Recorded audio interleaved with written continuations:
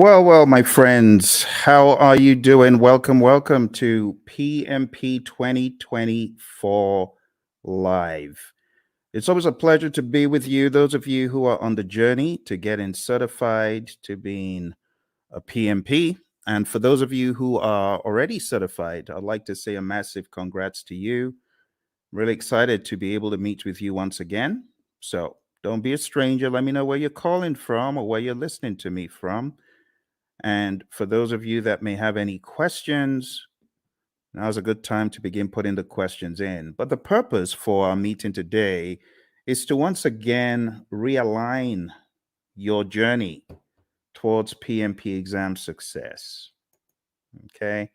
I know lots of you have plans to get certified in 2024, but it's important that you be focused on the right direction. All right.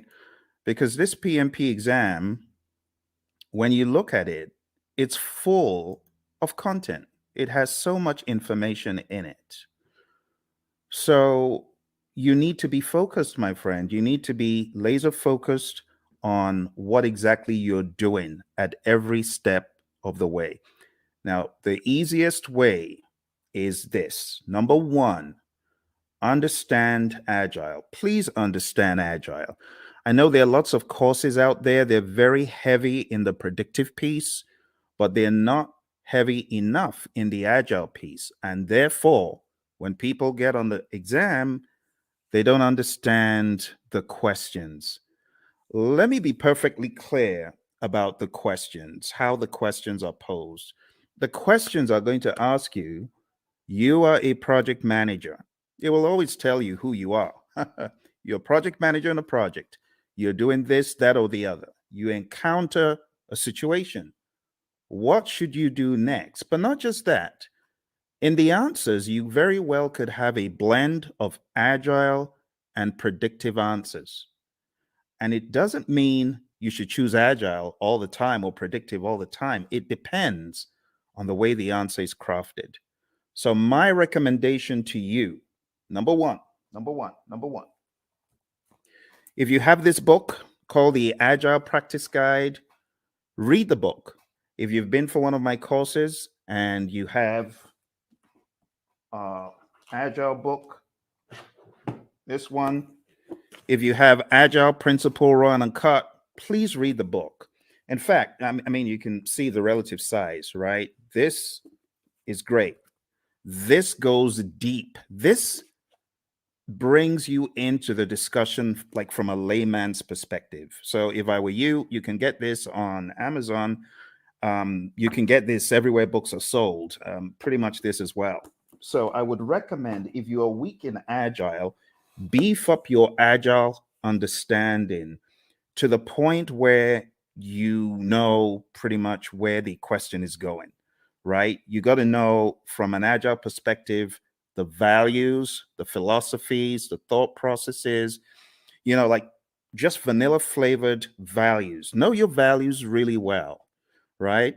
Just know through this work, we've come to value individuals and interactions over processes and tools, working product over comprehensive documentation, customer collaboration over contract negotiation, responding to change over following a plan. And even though there's value in the items that we just kind of discredited, we value the items on the other side more. That's what you need to be thinking. Then you go over to the principles. Okay. So I'm going to walk you through a little bit of Agile tonight just to make sure you're on that wavelength. When I'm done with Agile, I'm going to tell you what next to do with Agile. And then I'm going to go into the predictive and then the hybrid. So this is probably going to take about an hour. We might be fortunate to get done quicker, but I want us to jump straight into the discussion because there's a lot for me to show you in this world of PMP. And this first piece is a slice from my course that I call Agile for Practitioners. My buddy Roy and I put this together, and it has helped PMPs across the world ace their PMP exam. So I'm just going to give you a quick little slice of Agile for Practitioners tonight. Let's jump straight into a few little introductions. So that's me. That's your buddy Phil. And I got certified in 2005. And since I got certified, I've been helping people across the world come from an engineering background. I'm one of those who escaped, who ran away and went into a different world of project management, trained many organizations, as you can see on the screen, many government entities, and so on. But let's jump straight into why agile. Why agile? I like this quote from Leon Meganson. It says, "It is not the strongest of the species that survives, nor the most intelligent, but the one most adaptable to change." It's all about adaptability, my friend, isn't it? You might recall on page 14 of the Agile Practice Guide, the Stacy model. Stacy model is a great representation of different spectrums where you can be either in an agile setting or in a more simple predictive setting. The summary is you don't have to be agile in practice every single project. For example, you don't have to use Scrum on every single project. You don't have to use Kanban on every single project. Imagine a nuclear plant shutdown. You can't do that saying, we're going to do everything entirely agile. Heaven forbid. You got to be predictive in some instances. And that's why we have the simple zone where we are close to agreement in the requirements and close to certainty as far as the technicality. So we've already gotten that out of the way, right? There's that understanding. Now, taking it up a notch to help you with your philosophies, the idea is in the world of project management, which of these is most important every time? If I asked you to select three things, just three things that you feel are mega important every time, what would they be? Would you choose time? I'm curious. Why don't you chat into me and say, "Hey Phil, this is what I think. This is what I think is most important on projects all the time." You want to try that? Go for it. Go for it. Go for it. Tell me, what do you think is hyper important?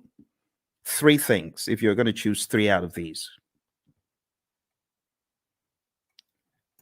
Any ideas? Is it schedule? Is it budget? Is it scope?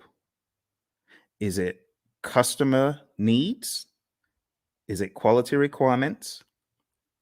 Or is it team satisfaction? Which three? Chat into me. I'm waiting for you, my friends. I'm waiting. I'm waiting. Come on, you're project managers, right? So you already know the answer to this, hopefully. Which would you choose? Which would you choose?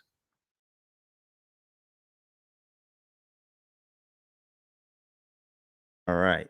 Which would you choose? Everyone's trying to be all cute here. All right. Well, what I would choose is probably not the first one because delivering on schedule, if I don't deliver quality, is going to be frowned on. Don't you agree? If I delivered on schedule, but my customer is not happy, what good is that? Right? What about delivering on budget? You deliver on budget, but your customer is not happy. You got issues. You see where the train is going now? So, in order to answer this question, you need to ask, what about the customer? That needs to be actually one of the first things, but it's not the first thing that you think about. You know, the very first thing you should think about? The very first thing you should think about is the restaurant analogy. Have you ever been to a restaurant and you made the mistake of being mean to the waiter and they're going back there and you're wondering, oh my goodness, I shouldn't have done that. Who knows what they're going to do to my food? Has that thought ever crossed your mind? Well, it's the same thing when it comes to the world of project management. Because if you are not satisfying your team members, the likelihood is your customer may not be satisfied because the team may not put in their best. But if your team is satisfied, and I'm not talking salary now, I'm just talking being mindful and being empathetic and ensuring that the team has what they need. You know, the Agile Manifesto talks about giving the team the environment and support they need. When you do that, you're likely to have the team meeting quality requirements, delivering on budget, schedule, scope, and the customer is likely to be satisfied. All that good stuff. Okay, so the best answer to this, I don't know if you noticed, this said all plan scope. So you don't have that mindset of, oh, we have to deliver everything. In the world of Agile, no, that's not our mindset. Our mindset is we got to deliver value. It doesn't have to be all the scope. So I was looking for you to choose the bottom three. That's what I was looking for, just the bottom three: customer, quality, and team. Now, moving on to the next part where we're going to go pretty quick. This is what I was talking about, right? The Agile Manifesto values, which I've already covered, and then the Agile Manifesto principles. I'll just summarize them. Number one, customer obsession. Number two, welcome changes, even late, for the customer's benefit. Number three, deliver working product frequently. We want this to be shorter than 2 months because things change rapidly. You want feedback. You want to put it back into production. You want customer engagement. If it's far beyond 2 weeks, your customer may be disengaged. Number four, business people and developers working together daily. Number five, building projects around motivated individuals. I mean, that's common sense. No one wants to build a project around a demotivated team, right? Number six, face-to-face conversation. Now, this is very debatable because today everyone's on Teams, everyone is on Zoom. So, when it comes to efficient and effective, we got to be careful in 2024. But for the sake of your exam, just go with number six as it's written. Number seven, working product, the primary measure of progress.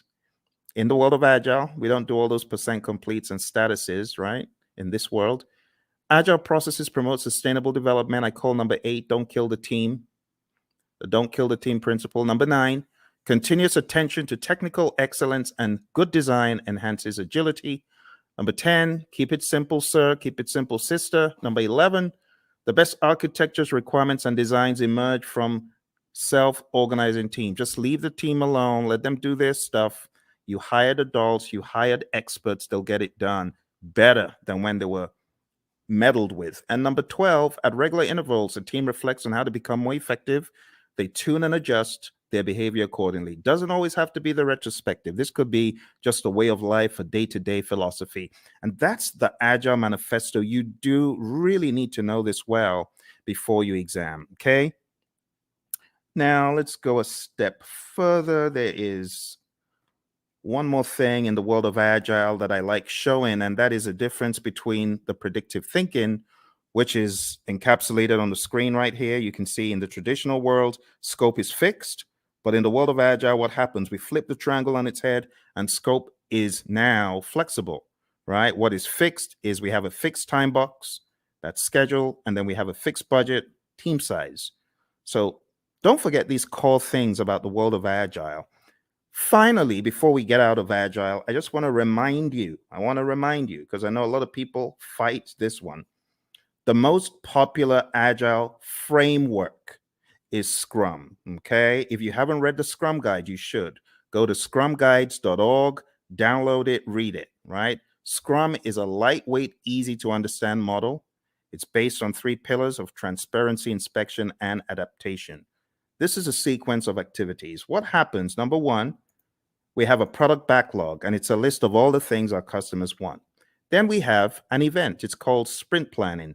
Sprint planning is where we meet to decide what we're going to get done in the sprint. As a result of that meeting, we get a sprint backlog. Once we get our sprint backlog, we then have our marching orders. We are already in the sprint, technically, once we start the sprint planning event. But the next event that happens is the daily scrum. The daily scrum is something that we do every 24 hours. Don't say, oh, we do a weekly daily scrum. No, that's not a daily scrum. It has to be daily. So the daily scrum is where the team meets. They meet as a sync up meeting. It is not a status meeting. Please don't choose that on the exam when they give you the trick question that says the daily scrum is a what? Don't choose status meeting. It's not a status meeting. It's a planning meeting. It's a sync up meeting. There's a difference. So it's not status. Don't think status. We could either answer the 3 questions, and with a mature team, you don't need to pass the mic around. They know what to talk about, right? But some teams prefer to not answer the 3 questions. They prefer to walk the board or just do some other configuration, right? Some very mature teams, they may not even walk the board or answer the 3 questions. But for the sake of your exam, understand that the 3 questions is pretty staple, and then walking the board. It's talked about in the Agile Practice Guide, okay? Then the sprint, how long is a sprint? 4 weeks or less in the world of Scrum. In the middle of the Scrum, a lot of teams these days, and I really want to call your attention to a very subtle fact regarding your exam. I'm going to have to go to that book again. And it's a good book, actually. It's not a bad book. It's the Agile Practice Guide. So let's go to the Agile Practice Guide, okay? So looking at the Agile Practice Guide, I want to point out to you that there are a number of things the PMI accentuates on page 50 forward. Okay, so you do need to read PMI's account, because in the Scrum Guide, you don't have any talk about the event called backlog refinement. In fact, in the Scrum Guide, it's looked at as everyday life for the product owner. But in the Agile Practice Guide, it is called out specifically on page 52 in the Agile Practice Guide. And it just reads, in iteration-based Agile, the product owner often works with a team to prepare some stories for the upcoming iteration during one or more sessions in the middle of the iteration, okay? So this account is about 2 paragraphs, but you don't find this in the Scrum Guide. You should pay attention to backlog refinement. You should pay attention to PMI's account of Agile, PMI's account of all things that are on the exam, okay? So even though backlog refinement in this image I've graded because it's optional, you should, as a PMP candidate, be aware that PMI has 2 full paragraphs. It says there is no consensus on how long the refinement should be. There's a continuum of just-in-time refinement for flow-based Agile. The team takes the next card off the to-do column and discusses it. And then it says many iteration-based Agile teams use the time-boxed 1-hour discussion midway through a 2-week iteration. And that's exactly what I'm depicting on the screen. This is midway through the iteration. The team takes some time out. They do the backlog refinement. They go through the whole idea behind the INVEST acronym. Now, this is not a place for us to debate whether it is good or bad, because I have some of the Agile zealots who hate the INVEST acronym. Don't listen to them. What do I mean by the INVEST acronym? Independent, negotiable, valuable or vertical, estimable, small enough to fit within a sprint, and testable. You want to make sure that your backlog items are indeed ready. Okay, like I said, various schools of thought are against the INVEST acronym. But when we talk about the refinement, when we talk about the definition of ready, it is important you understand and have some sort of guardrail framework to help you. So this helps achieve definition of ready. Okay. If the story fails to meet one of these criteria, the team may want to reword it or even consider a rewrite. So this is the INVEST acronym. When we say a story is ready, it means ready for us to work on. And in your backlog refinement sessions, you want to work on getting your stories to a definition of ready. Okay, it's just that simple. When you get certified, you can, join the debate about whether backlog refinement should be done with the INVEST acronym, whether definition of ready is good or bad. I'm not here for all that, right? But just know for your exam, it's in the Agile Practice Guide. All right, moving on. We have the sprint review event, and this is where the customer, could be the end user involved as well, the stakeholders. This is where there is a review of what was created, the increment, right? And just be aware that the sprint review event is not a gate before you can release value, right? You can release value all through the sprint. It doesn't have to be one time. And in fact, you could get to the end of a sprint and you may not have a featured enough item, so you may not actually release. That's why we call it a potentially shippable increment.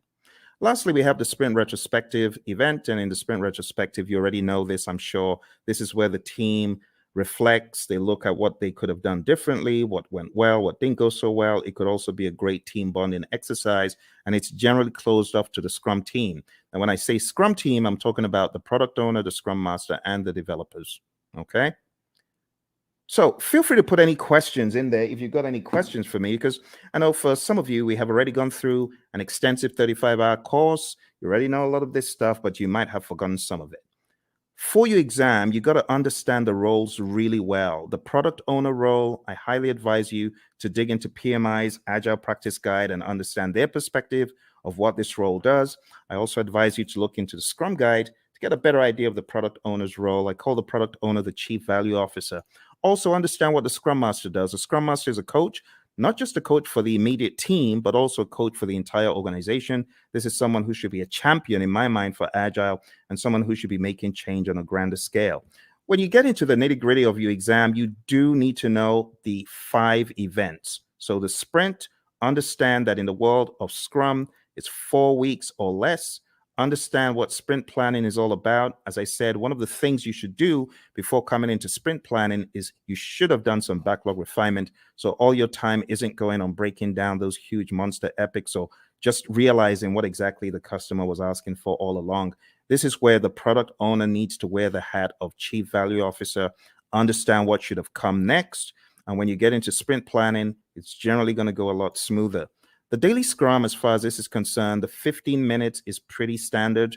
It's non-negotiable for your exam. Just know that 15 minutes is a time box. When it comes to backlog refinement, like I said, we want our stories or our requests to be sprint ready. Again, in industry, there's the debate of, well, stories aren't needed in Scrum. They're not in the Scrum Guide. Yes, but for your exam, understand what stories are. I have to say these things because the landscape of Agile is changing very rapidly. When it comes to the sprint review, it's showcasing working product to the stakeholders. It's important that we don't relegate it to just a mere demo, but we see this as a working meeting. We can use this meeting to discuss metrics, what was not done and why. Delivery team demos the working product. The customers may even test it out. Physical products. We have a client of ours who had this physical autonomous vehicle, and customers could get to actually test out such things in a demo. All right. And then the retrospective, like I said, it should be a safe space. You want to understand what worked well, what didn't work well, and you could have some items that you take back to put into the product backlog for the next sprint so that you can improve on those items. But this is not mandatory. It used to be, but it's not mandatory anymore. Okay, a few quick memory joggers. A list of some of the long list of requirements, only those to be done in a sprint. Okay, I'm going to move very quickly. So these are just joggers for your memory, right? Since it says some, it is not talking about the all-encompassing product backlog. This is just talking about the sprint backlog. What about this one? The product backlog is prioritized and owned by whom? Okay, I've already given you the answer to this earlier on. So this is talking about the Chief Value Officer, aka product owner. All right, how about this one? The first event of a sprint is what? Okay, if you were listening in the beginning, you would have gotten that it's the sprint planning event. All right, let's go to the next one. The average length of a sprint used in most firms. If you use the world of Agile philosophies in your firm, you probably know the answer to this one. All right, so the best answer to this, my friends, is not the 1 month. I said 4 weeks or less, but in industry, the sweet spot is 2 weeks. All right, let's move on to the next one. The end result of the sprint is known as what? What do you call the end result of the sprint? All right, so I've abbreviated it because I really want you to think. I really want you to be on your toes thinking about, okay, what are we talking about here? So here we're actually talking about the increment. Now, you can eliminate 1, but you're left with 3. It's definitely not the Project Management Institute. So the best answer that I would have expected you to choose is potentially shippable increment, PSI. Majorly because it may not be featured enough. All right, so PSI is the answer to that one. Okay, PSI. Okay. Next one, a daily scrum is what? What is a daily scrum? Is a daily scrum a planning meeting, a status meeting, a phase gate, or resolution meeting? Hey, Lawan. Lawan, good to see you. Lawan is one of our PMP gurus. She's already certified. And Lawan's got some other certificates, haven't you, Lawan? So very nice to see you. Nice surprise. What are you working on now that you're a PMP? Tell me what you're working on. I'd love to know. All right. So the daily scrum, Lawan said it's A, and she's correct. It's a planning meeting. We don't want to think of it as a status meeting. That will be an immediate 0. So don't do that. All right. Next one, priming the backlog and preparing it for the next sprint through discussions and reprioritization actions is what?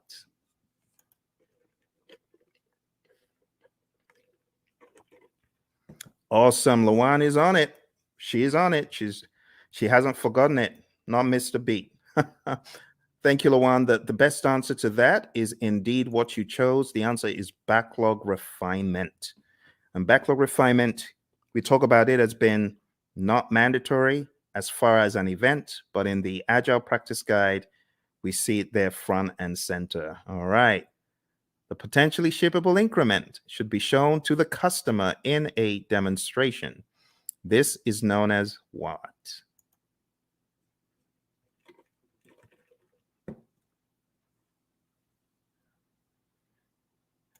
All right. So even though we call it a demonstration, it's not just that, but the best thing that we were looking for here is option C, sprint review. Now, again, just so you know, there's a lot of controversy in the world of Agile and Scrum when you call the sprint planning or sprint review or sprint retrospective a ceremony. You may get a wrist slap from some of the zealots. I don't care. Whatever. It is what it is. A lot of people call it ceremonies. A lot of people call them, other things, and that's it is what it is. Okay, Lawan. Lawan says she's working on her PSM. Awesome, Lawan. I know that you've already taken a lot of Ken Schwaber's PSM pre-test, so just keep doing that. And honestly, his site is probably the best place to be to just keep taking them over and over again, reading the Scrum Guide over and over again, and listen to our audio because we've got audio out there on our channel, as you know. But well done, and try your best to listen to the lessons learned that are out there. We got lessons learned from the PSM from our friend Darian and Cindy, who both got certified last year. So I would recommend listening to them. I am going to put a link in the chat right now so that you can go listen to that episode. You can go listen to that episode and get some wisdom from both of them. They both got certified less than a year ago for the PSM. All right, well, let's move on to the next one. The Scrum team should spend time in self-reflection and checking itself for optimization and improvements. This is known as what? Another very easy one. You're welcome, Lawan. All right, another very easy one, very easy. Obviously, you know what we're talking about here. We're talking about the retrospective. Brilliant. All right, another thing that you should be aware of is just the terminology when we go through the product backlog. We have different terminologies. We have the product itself. We have the epics, features, stories, and tasks. And I just use a silly little mnemonic. I just say Phil eats fries sometimes on Tuesdays. It's my mnemonic. You can use that to remember. And here's an example of how the backlog could be broken down, right? Epics, huge chunks of functionality. Features, a group uses stories together for release. It's a sensible way of releasing stuff, release like stories. And then we have tasks, which are not in the product backlog, by the way. At best, these would be in your sprint backlog, but you have a lot of mature teams who don't even put that level of stuff into their backlogs. So at the end of the day, you would have a breakdown that looks something like this, right? You would have the product broken down into epics. Here's an example of PBIs for a website, and I will zoom in so you can see the intricacies here. So it looks very much like a work breakdown structure, but don't get it twisted. It's not a work breakdown structure. This is a product, right? Product breakdown. It is not a work breakdown. Okay, so this is the general idea. epics, features, stories. You can see we have the core website functionality broken down into the UI, and then that broken down progressively into more levels of detail until we get to a task level.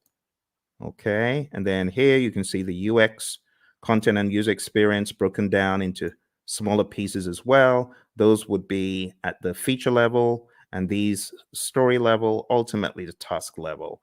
And we don't want to make this a religious thing you do in the world of Agile. It's not.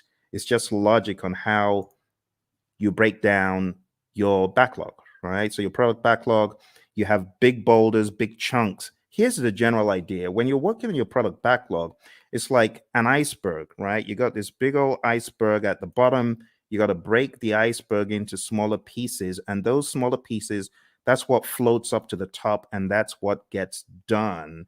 If the product owner, of course, is thinking properly, that's what should happen first. Okay. The next big difference that I want to point out is the difference between the definition of ready, which we talked about earlier. Go listen to it if you didn't. And then the definition of done. Definition of done is an agreed upon set of items that must be completed before an increment is considered complete. Do not mix this up with the acceptance criteria at the back of the card. The acceptance criteria, of course, could be one of the items that we are looking to be complete, looking to have met the requirements.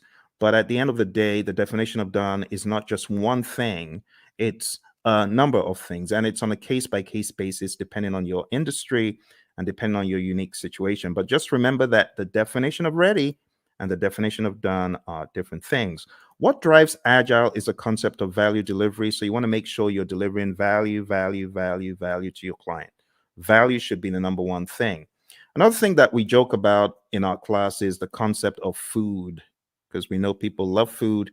But imagine if you went to a five-star restaurant and you wanted the dessert and someone said, no, you can't have the dessert. You got to eat the greens. Well, as an adult, you can appreciate that. But what if you were a kid? You wouldn't. In the same token, our customers, they have things that are near and dear to them, like dessert. And we say, give them the value they want first. Don't withhold the value from them. Because they won't be happy if you withhold the value from them. If you gave them the value, then they understand you get them, right? You totally get them. So how do you order the backlog? The different ways of ordering the backlog, but one of the philosophies is to understand the concept of doing the big, hairy, audacious things first, right? The high risk, but high value. So always think, what is high risk? What is there a high risk and a high value on in this project? If there's a probability that you won't get a high value item done, that could be bad. So what should you do? This is just basic project management common sense. Do the riskiest stuff first. And if you do the riskiest stuff first, there's a likelihood that you will at least get them done. If you don't do the risky stuff first and you do it last and then you don't get it done and the time box is over or the number of iterations you promised is over, that's no good. So we often say high risk, high value first, low risk, high value next, low risk, low value next. And then why do you even want to do those in the top left quadrant? Why do you want to do high risk, low value? It doesn't make sense. There's so much risk in it. Low value, it could actually tank the entire project. All right. So we're not saying this is the only way to think, but we're saying start off by looking for the high value stuff and then look for the riskiest of the high value stuff. There are other instances where you could prioritize based on other items such as urgency, cost of delay, weighted shortest job first. There's so many things you could think about. So when we think about ordering the backlog, the job of the product owner is a rather interesting one because the product owner has to think so many things: revenue, demand, importance to end users, frequency of use, the risk of not having it, and so on and so forth. So as a product owner, your thinking always needs to be what is most important. Now, the product owner sometimes falls into the fire alarm trap, which is pandering to people who are shouting the loudest. That is not the way to do it. You want to use more sensible criteria like NPV, ROI, Moscow, and Kano, which are really just categorization techniques when you think about it. Weighted shortest job first could be another one, and the risk adjusted backlog, the concept of the risk adjusted backlog. So there's so many pieces that you need to master for your PMP exam, but ultimately, you're going to understand that Agile is front and center, because I cannot tell you how many people have cried, my Agile was so huge on the exam. I was not able to answer the questions quickly enough. It took me such a long time to read them and things like that. So you got to be ready. Scrum is definitely the big number one framework for the world of Agile for your exam. And then the number two framework that I would highly advise you to hone in on is Kanban. Just understanding how Kanban is structured, what it actually means when we say limit your WIP and why we say limit your WIP. Understand what a board could look like when you have the WIP limits up top there. Understand what it means when we say the lead time, the cycle time, and things such as that. And understand this concept, because while it may not be tested on the exam, it's good to have the Agile philosophy of there's a cost for delaying delivering value to your customer. If you're not delivering value quickly enough, then your customer could tank. Your customer could fall off the radar. Your customer could go out of business. So we want you to have that mindset, okay? And last but not least, I'll just say have a mentality of the shuhari, right? Alistair Coburn brought this into the world of Agile from the world of Aikido, and it's just a great philosophy to understand. You got to go through a period of blind obedience. So I remember when the PMI Phoenix chapter brought the whole CSM bandwagon to our chapter, and I was one of the people who jumped on it. And our trainer was receiving a lot of consternation. Tom Meller was receiving a lot of consternation from the PMPs because they felt, what is this? This doesn't make sense. Why should we do this? Don't criticize our project management and things such as that. But blind obedience is best. Honestly, if you're coming into the world of Agile, just leave all your predictive stuff at the door, because I was in the world of predictive for eons, but I had to embrace, as they say in the military, embrace the suck. I had to embrace what Agile was bringing, the change in mindset. And not until I embraced it and I went fully in did I fully get it. So the blind obedience stage is really important. After the blind obedience, you get to the hard stage, consciously moving away from the rules, detaching, breaking free. And when you have done this for a period, you now understand the why, and you are just on autopilot Agile when you get to the restage. You're unconsciously finding an individual path to go beyond or transcend. So, my friends, for your exam, this is the first piece that I wanted to introduce to you because Agile is big.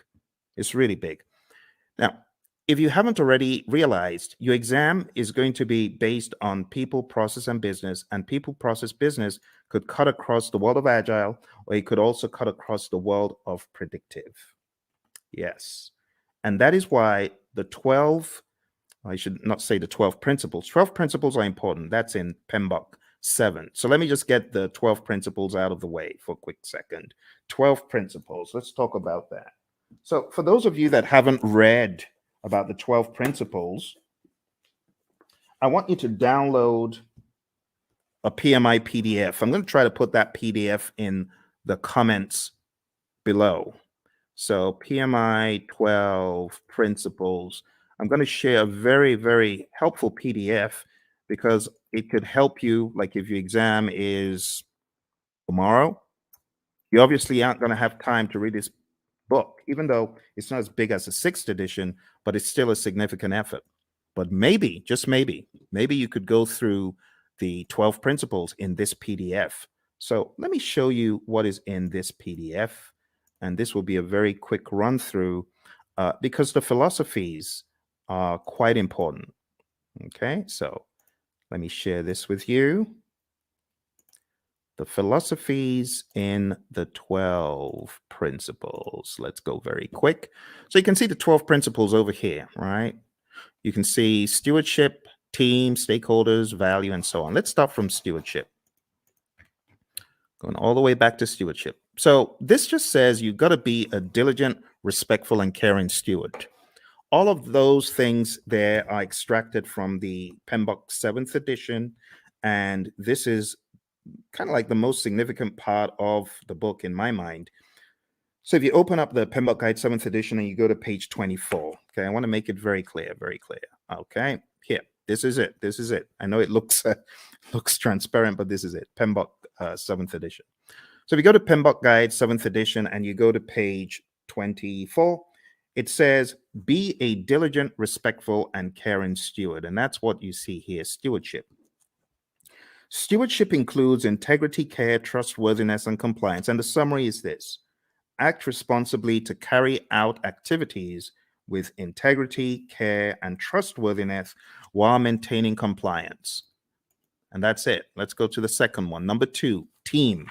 So if you follow me to the next one, page 28, it just says project teams are made of individuals who wield diverse skills. And the summary is create a collaborative project team environment. That's the summary.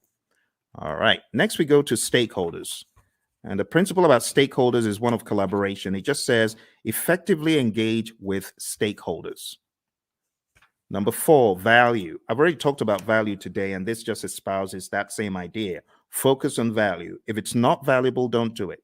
Continually evaluate and adjust project alignment to business objectives and intended benefits and value.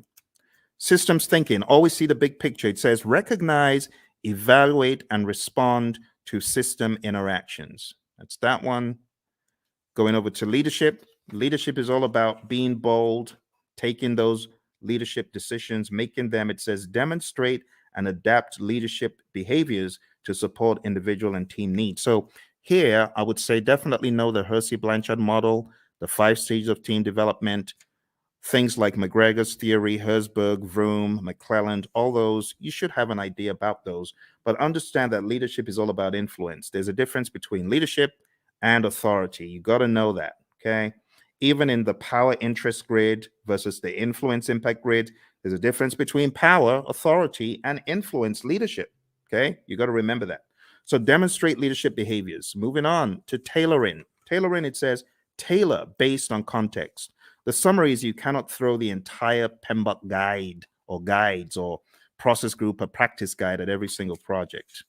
All right, next one is quality. It says build quality into processes and deliverables.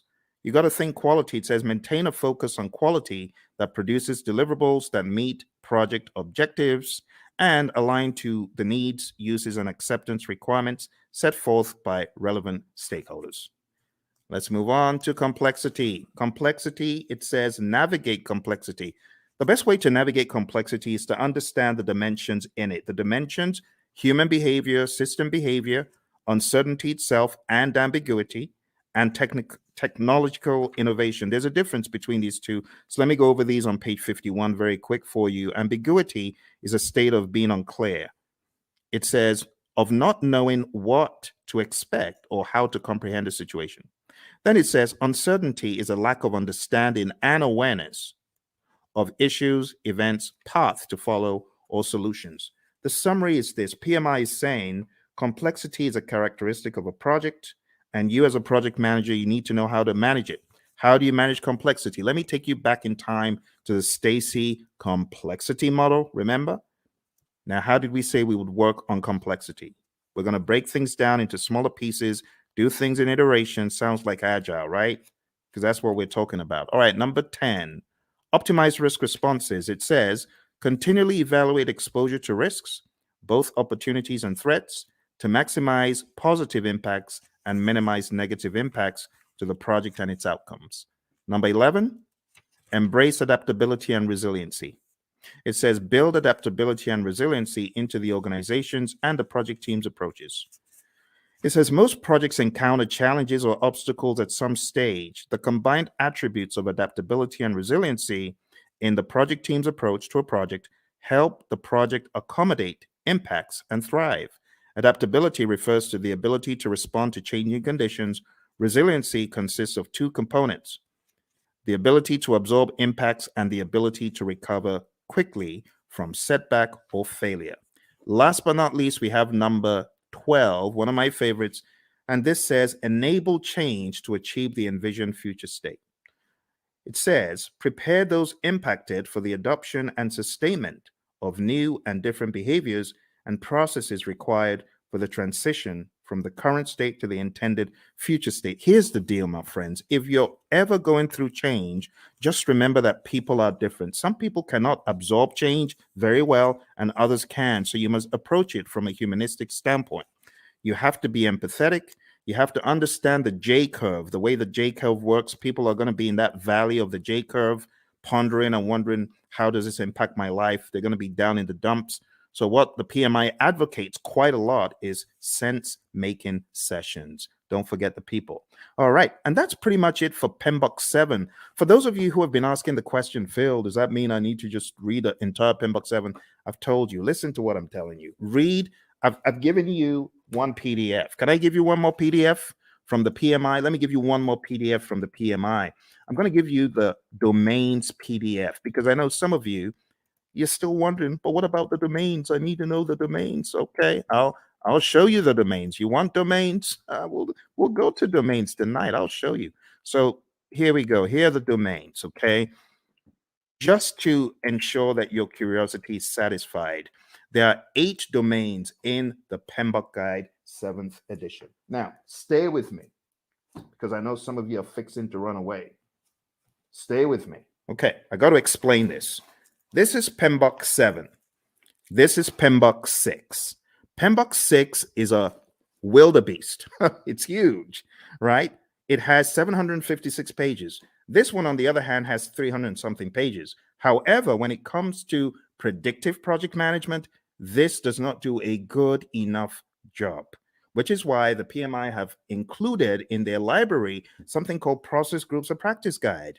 And that took from the now out of publication 6th edition, and they put together Process Groups of Practice Guide to walk people through the knowledges and process groups. Because, should I just be honest?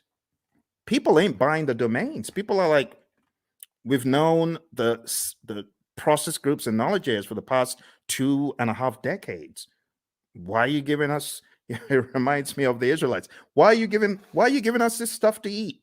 Why are you giving us why are you giving us PMBOK 7 to eat? So let me show you the summary, okay? Let me show you the summary. Here is the domains, okay? I've put the domains in the chat. Now let's share the domains very quick. Now, I'm going to read for you from the PMBOK Guide 7th edition, and hopefully you will not ask me this ever again because I feel it's not a very good use of our time, but I know some of you are curious. So let's go to page 7. And another thing about this book is it has 2 sets of pages. You have page 1 in the side where you have the principles, and then you have another page 1 where you have the domains. But let's talk about the domains. Listen carefully. It says, a project performance domain is a group of related activities. That's the difference. It did not say a group of processes. You get it? A group of related activities that are critical for the effective delivery of project outcomes. Project performance domains are interactive, interrelated, and interdependent areas of focus that work in unison to achieve desired project outcomes. There are 8 project performance domains. Number 1, stakeholders. Number 2, team. Number 3, development approach and lifecycle. Number 4, planning. Number 5, project work. Number 6, delivery. Number 7, measurement. And number 8, uncertainty. Let's go through them hyper quick. Stakeholders is all about your care for your stakeholders, understanding that you need to effectively interact with them. In other words, you need to manage their engagement. The team domain is all about caring for the team, team health, and team optimization.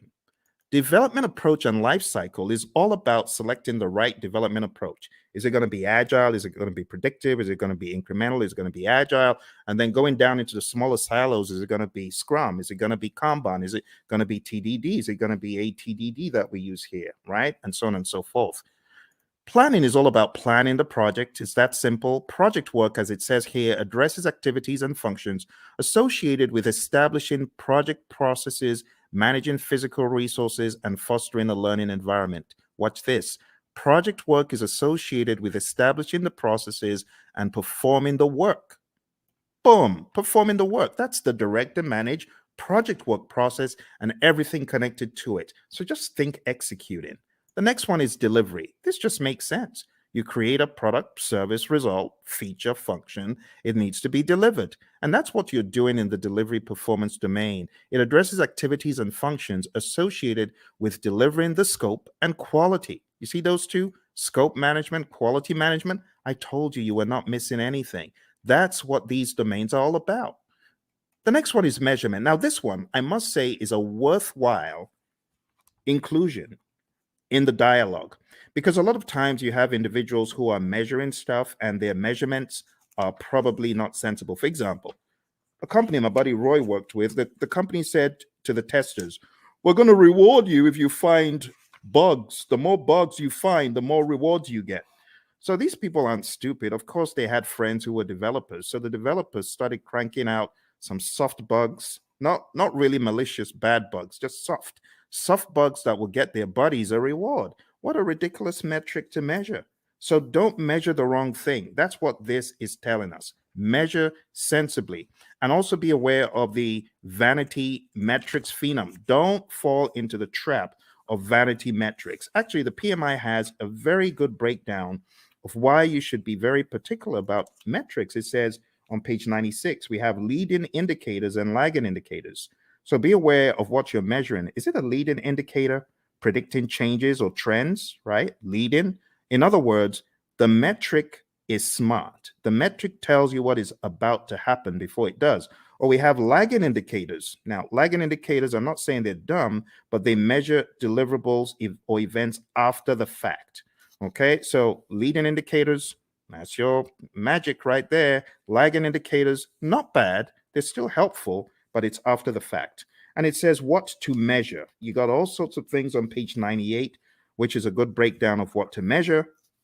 We go into the concept of baselines, business value, net promoter score, mood chart. I would highly advise at least understand some of the basic metrics in project management just in case they come up on your exam.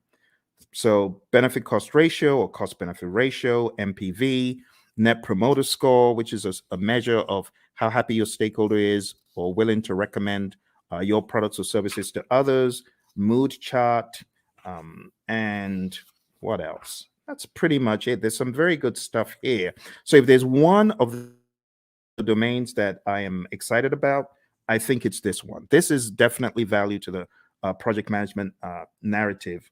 On page 112, we have my favorite, the vanity metric, a measure that shows data but does not provide useful information for making decisions. Has someone ever told you to gather data and measure stuff that is just worthless? You know, for example, measuring page views of a website is not as useful as measuring the number of new viewers, because you could have had one viewer go in there 1,000 times, if you get what I mean. So just that whole idea is what we talk about in the measurement domain. Last but not least, we have the uncertainty domain. And it just says projects exist in environments with varying degrees of uncertainty.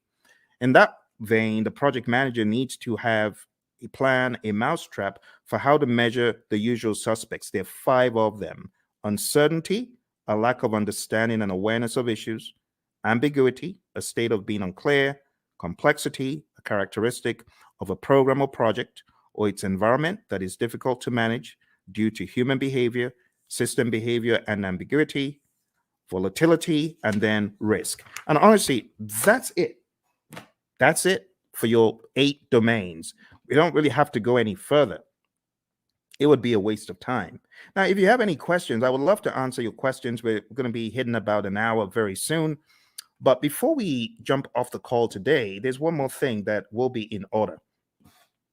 And what I want to do next is just talk about the deeper world, the deeper world of project management by going into, it's the grid. Everyone's like, oh my goodness, not that again. This grid is very important, my friends. It's important for your project management journey. I know a lot of people are not very keen on it, but trust me, you need this. You really need this. You really need this thing I'm about to show you. And it's the 5 process groups and the 10 knowledge areas. We have to go through it tonight. I couldn't let you escape without it. So I would like for you to get a pen and a paper. It's going to be a worthwhile experience. It's going to be good. Let's work on this together. And as I go through it, I want you to ask any questions. Okay, if you have any questions, now would be a great time to ask them. So in the world of project management, according to the PMI, way back in time, there are 5 process groups of project management, and they're just 5 buckets. I just call them buckets of things that need to be done in order for us to get project work done. And when I say project work, I'm talking more about the work that the project manager and the team are going to do to manage the project. You see, there's a difference between doing the work versus managing the project. You hear the PMI talk about a product life cycle. That's all about doing the work. But then there's talk about a project management life cycle, which is really code for the process groups. So if you're taking this exam, what is going to help it become easy for you? I heard this again from one of our latest PMPs. Shout out to Lily, who got certified about 4 days ago. She said the same thing. This will help your exam. Highly recommend that you watch this over and over again and you work with me. I am going to be typing in all of the process names and I'm going to be explaining them to you. All right. So why don't we get started with the first area of knowledge? Because we got, I prefer extra money in cash at the top, or I prefer eating mangoes chilled. And then we've got, I saw 6 chipmunks quietly roasting coffee, reading poetry stories. Or I saw 6 Cubans quietly rolling cigars, really puffing smoke. You choose whatever one you want. As long as you remember the 10 areas of knowledge, I'm good. Moving into each one, we have the very first, which is integration. I'm going to be making them a bright yellow as I go through. Hopefully, I remember to be consistent with it. And in that way, you'll know which one we're on. Okay. So right now, we're going into integration. Let's make it a bright yellow. All right. So in integration, the very first thing that happens is the develop project charter process. And in Develop Project Charter, you are creating a document that authorizes the project.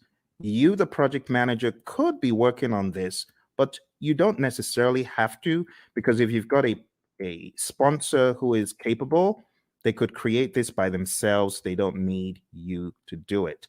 But other times, they may ask you to do it. In fact, in a lot of companies, the project manager creates the charter, the sponsor signs off on it. So you have to understand that dynamic. All right. Next, going over to planning, the next thing you do in integration is you develop the project management plan. And this is where you put the big plan together, because there's a lot of stuff that actually happens under the process that we're not seeing yet.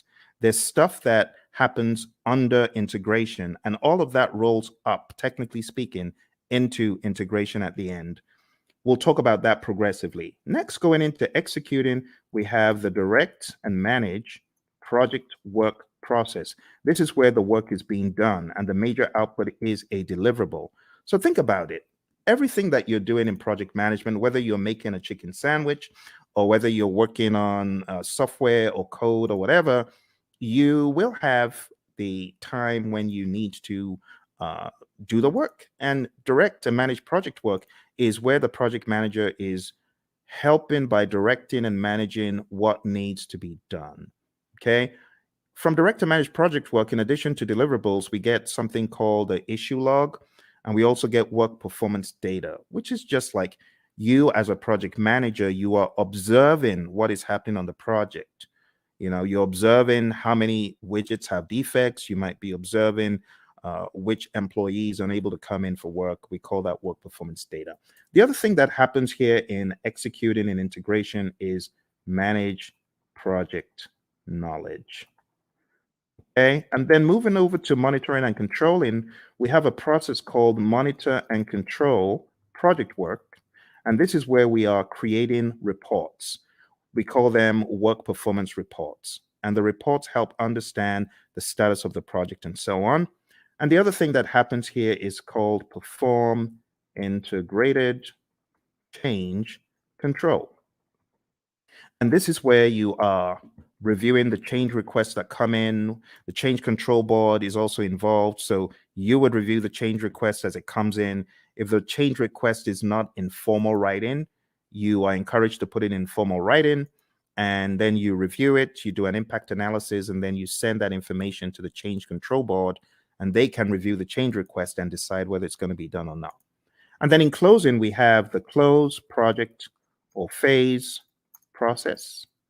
Close project or phase. And this is where you close out either a phase in the project or the project as a whole.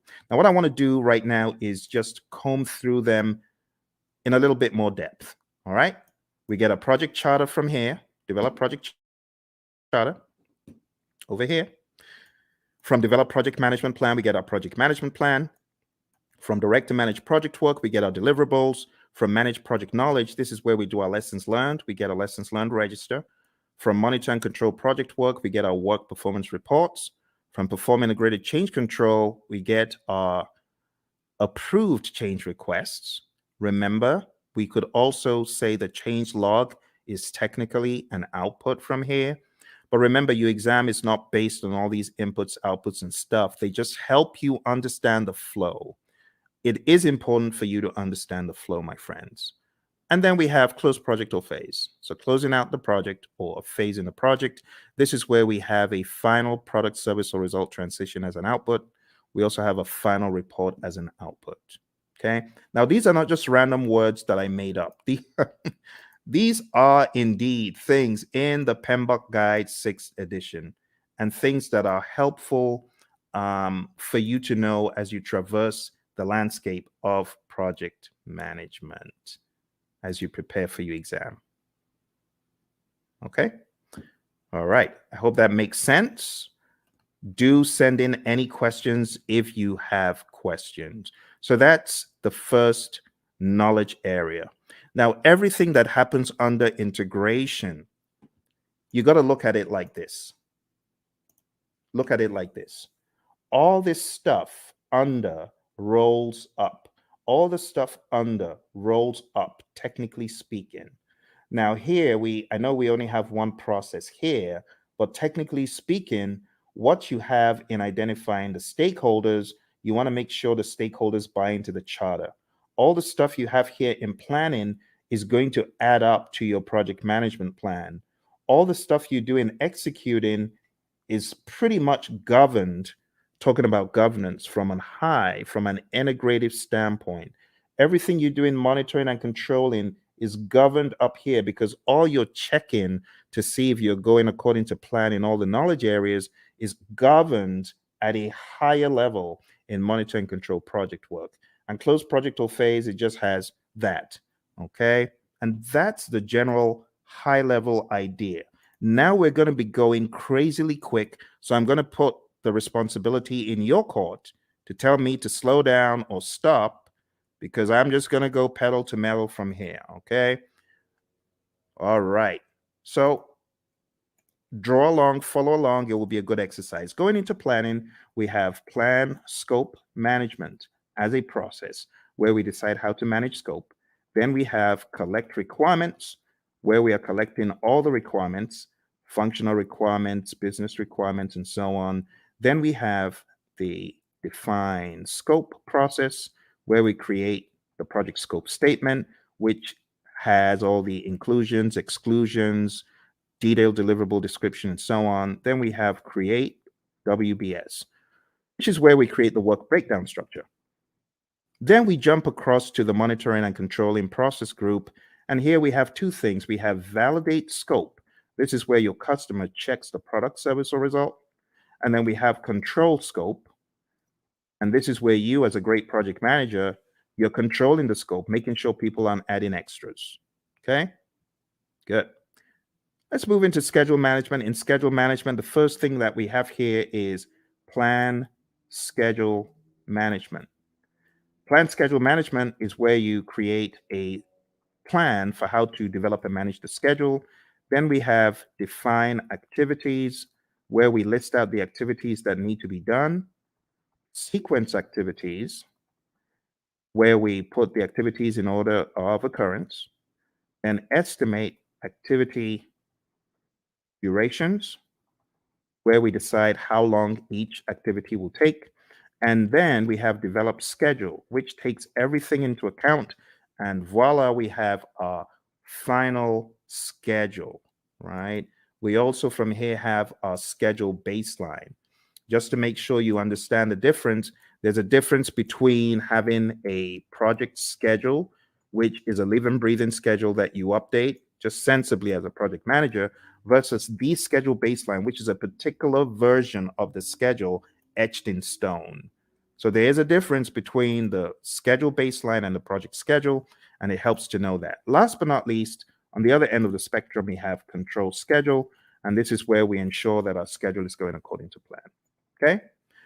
Be sure to ask any questions. If you have questions, I will be moving a lot quicker from here. Going into scope, we have three things we do. Three things in planning and one in the monitoring and controlling section. Here we plan cost management, and that's where we plan how to manage cost. Then we estimate costs. We estimate the cost for each line item, each task. Then we have determine budget. And this is where we roll all the task costs to a final total amount. And then lastly, here we have control costs. And this is where earned value lives. Now, when I say where earned value lives, this is where we use the earned value metrics. The earned value metrics could help us see trends where we're likely to end up, or previous performance across schedule and cost and even scope. Just remember for your exam, you need to remember SPI, CPI, CV, and SV. You need to remember that they all start with EV. They all start with earned value, right? That's an easy way of remembering. If it's a variance, what do? You subtract. If it's an index, what do? You divide. So that's another quick tip. And then if it's schedule, then if it's schedule performance index, plan value is the other thing. If it's schedule variance, plan value is the other variable. If it's cost related, actual cost is the other variable for cost performance index and cost variance. Okay, so let's zoom into that for the sake of those who may have forgotten. The big thing for your exam is really knowing what does SPI mean if it's 0.4, or what does CPI mean if it's 0.4. Anything less than 1 is bad for the indices, right? Greater than 1 means you're doing better than projected. Anything less than 1 is bad. Equal to 0 means you're equal to 1, I beg your pardon, for the indices means you're right on target. For the variances, if it's 0, it means you're on target. So if you have a 0 variance, that's good. If you have a negative variance, that's bad. If it's greater than 0, like if you have even a $5 cost variance or schedule variance, that means you are actually better than planned. Okay, so those could help you in your recall for the exam. I'm going to put them over here. I'm going to make them a little bit smaller because they're not really a process. It's just something to remember. All right, let's go over to quality. So in quality, we have plan, quality management, and we have manage quality, where we are actually carrying out our quality audits, manage quality. And last but not least, we have control quality. And in control quality, this is where we are actually checking the product, service, or result. Okay. For those of you just coming, we're doing an end-to-end coverage. It's a very rapid means for you to catch up on the PMP. Once this live stream is over, it is likely you will not see the video because the video will be pulled down. You won't see this video once it's over. So if you know you're not able to stay, unfortunately, you will not see this video afterwards. All right, let's come out. Let's go back in. All right. There we have it. So we've got plan quality management, manage quality, and control quality. Moving on to the next thing we're talking about, we're going to talk about resources. Moving on to resources, we have 6 things here. We have plan resource management. We have estimate, activity, resources. And those two happen in planning. In executing, as far as resources concerned, we have acquire resources, we have develop team, and then we have manage team. And what are the differences? In develop team, this is where our team goes for team building, They get trained, they get educated in project affairs if they need to, or technical things. And then in managed team, this is where we give the team feedback. And last but not least, here we have control resources. All right. If there are any questions whatsoever about what you get out of the processes, please ask. I know I'm going pretty quick because I have so many videos about this stuff on the channel that I'm expecting that you might have maybe even already gone through some of those. Okay, let's go on to the next one. Next one is communications. And in the communications knowledge area, you're going to do three things. You're going to plan communications management. You are going to manage communications. In other words, you're going to communicate. This is where you're going to distribute information to people. This is where you could have reporting done in meetings. And last but not least, we have monitor communications. Okay. Again, I want to encourage you, if you haven't mastered this, this is important for your PMP exam. I know some people feel, oh, this is old stuff. Trust me when I tell you, I cannot count how many people I've heard from that this helped them put the big map together. So I really want to stress, if you haven't mastered this, please spend some time in doing so. Okay. All right. Let's make these a little bit smaller because we got a really big one coming up. We got risk. Risk is a significant beast. It's very, very big. So let's go on to risk. And risk starts off as usual with plan risk management. This is where we create a plan for how to manage risk. Then we identify the risks. Then we perform a qualitative risk analysis. Think about it like a high, medium, low, or on a scale, numbers that generally don't equate to the same thing from project to project, but they help us in the prioritization of the risks, as far as which risks are we going to go after, which ones are we going to leave alone, so on and so forth. All right, moving on. We have perform quantitative risk analysis. And this is where we analyze the risks from a numeric standpoint that is also dollar related or something quantitative like weeks. You could analyze from a schedule perspective, how many weeks, how many days, and that's an absolute. That is not qualitative. Or how much money is going to be the result of this risk as far as contingencies are concerned. This is where you're getting really into some hardcore amounts. The next thing that happens is called plan risk responses. And then we jump across to executing, and then we implement those responses. Okay, and last but not least, we have monitor risks. Now, when it comes to plan risk responses, again, I'll take some time out to talk about the A team, not Mr. T and the A team, but avoid, transfer, escalate, accept, and mitigate. Okay, so these five are your approaches for negative risk or threats. We also have another five for positive risk or opportunities, and I'm just going to put them here sneakily. I know it shouldn't be there, but I'm going to put them there because I want to share them with you. I call it EASEE, easy, right? Easy. It just stands for exploit, accept, share, escalate, and enhance. You got to know these really well. Look on the channel because I have videos. Avoid. Let me just blow this up a little bit so that you can see it a little clearer. Okay, let's blow that up. Okay, so avoid, and feel free to take screenshots. That's fine if you want to take screenshots, right? So avoid is avoiding the risk altogether, 100%. The risk doesn't happen or it doesn't impact at all. Transfer is transferring to a third party. Escalating is elevating the risk to either your boss because it's beyond your power or your authority, or you could escalate because it's affecting other parts of the organization. Accept is doing nothing. We have passive and active accept, and mitigate is reducing the probability or impact.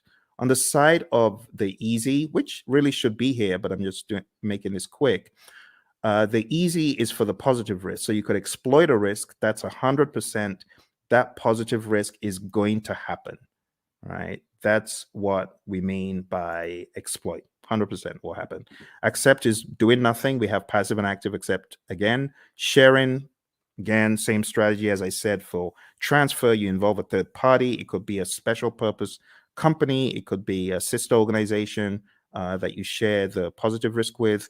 Escalate, again, escalating it to a higher power because it's beyond your project or because it's beyond your power. And then enhance is really just increasing the probability or the impact of the positive risk. All right, so that's risk, my friends. We are going pretty quick here, and we are going to be done before you know it. Let me go back and share the last pieces of information because we have just 2 more knowledge areas. Aren't you amazed at how quick that has gone? You know, in some courses, the entire 1 week is spent on that. They spent 5 days taking you through what I'm showing you in minutes. That's why you need to come to my course. Come to my course. I'll do a lot of time optimization for you. You want to join my course, go to hpmexam.com or go to tinyurl.com/elite PMP, or tinyurl.com/elite CAPM. I'm going to put those links in the chat because I know some of you are like, how do I join your program, Phil? Well, you just need to go to Elite PMP. You can start studying with me tonight, like right away. You can start studying with me right now, because if you sign up there, you'll be able to join immediately. It's on Udemy, and costs 24 hours a day. You just decide when you want to join. And if you're getting ready for the CAPM exam and you're wondering how to get certified, you can join me on the Elite CAPM program as well. I'm going to put that in the link. Do that. Put that in the chat. So go to Elite CAPM if you're keen on study with me for the CAPM exam, and then if you want to be on my full-blown training for project managers, not only to get them PMP certified, but also to elevate them to the next level after PMP. In other words, showing you how to succeed. You can just jump into my program, which is called hpmexam.com PMP exam immersion. Let me put that in the chat as well for those of you who are curious, because I know some of you are feeling the training right now. You're like, my goodness, I just spent $2,000. I spent 10 times more. I got 10 times less in a different program. If that's you, I want you to smash that like button. Tell me if that's you. I want you to hit like. I want you to subscribe to the channel, and I actually need you to share it with your friends. Okay, that's what I need you to do. So if you want to study with me, do that. And if you're like, Phil, I ain't got a dime. I'm just trying to get by. Hey, that used to be me. That used to be me back in 05. I didn't have a dime. And that's why I've got you covered. I've got a free 30-hour program right here on YouTube. For those of you who are on YouTube, those of you who are on the other platforms, thank you for joining me from the other platforms. I see you. I see all of you across the platforms. So if that's you and you're like, Phil, I ain't got a dime, I got you covered. I'm going to put a link in the chat, and this is to my 30-hour free program, totally free. All you need to do is go on to pmp.pmradio.org, and I've got over 30 hours of free video. Free, totally free. No catch. The only thing I ask, though, if you really want to support the channel, because I know some of you you gained so much from the channel.